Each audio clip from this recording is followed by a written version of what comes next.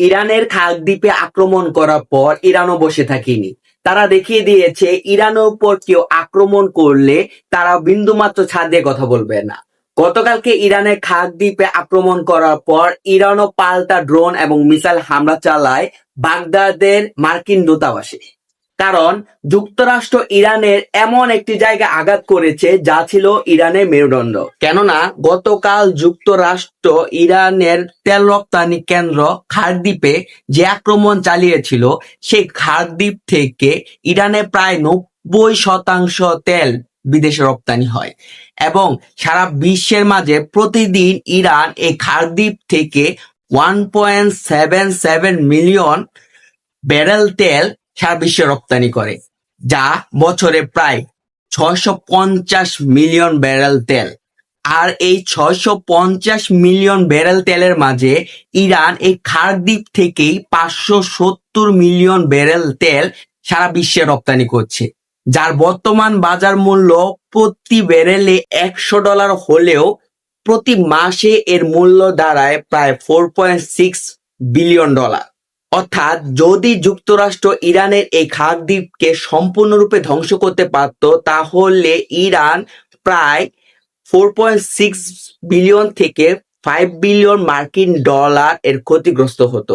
এছাড়াও খাগদ্বীপে বর্তমান সংরক্ষিত তেল আছে প্রায় 18 মিলিয়ন ব্যারেল, যার বর্তমান বাজার মূল্য হবে $54 বিলিয়ন। অর্থাৎ যদি যুক্তরাষ্ট্র বর্তমান মজুদকৃত ইরানের খাগদ্বীপে তেল উপকাঠামোগুলো ধ্বংস করতে পারত, তাহলে ইরান প্রায় $54 বিলিয়ন এর ক্ষতিগ্রস্ত হতো।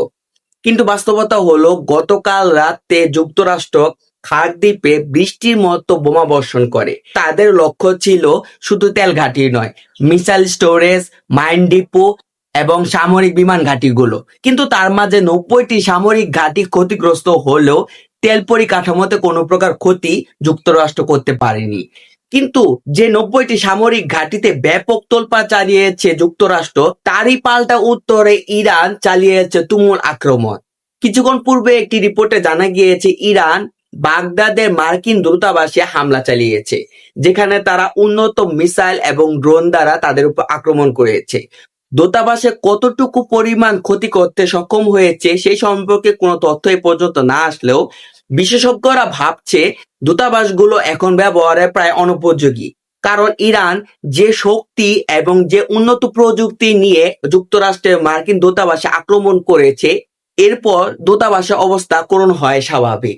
কিন্তু এখন দেখার বিষয় হলো ইরান যুক্তরাষ্ট্রের উপর আক্রমণের তীব্রতা এভাবে বজায় রাখে না এর পরিমাণ আরো বৃদ্ধি পায়। কেননা বিশেষজ্ঞরা ধারণা করছে যদি ইরান এভাবে এগোতে থাকে, তাহলে একসময় বিশ্ব মানচিত্র থেকে যুক্তরাষ্ট্র এবং ইসরায়েলের নাম মুছে যাবে। তো দেখা যাক যুক্তরাষ্ট্র এর উপর কি পদক্ষেপ নেয় এবং ইরান যুক্তরাষ্ট্রকে কিভাবে পরাজিত করে বা কিভাবে প্রতিহত করে।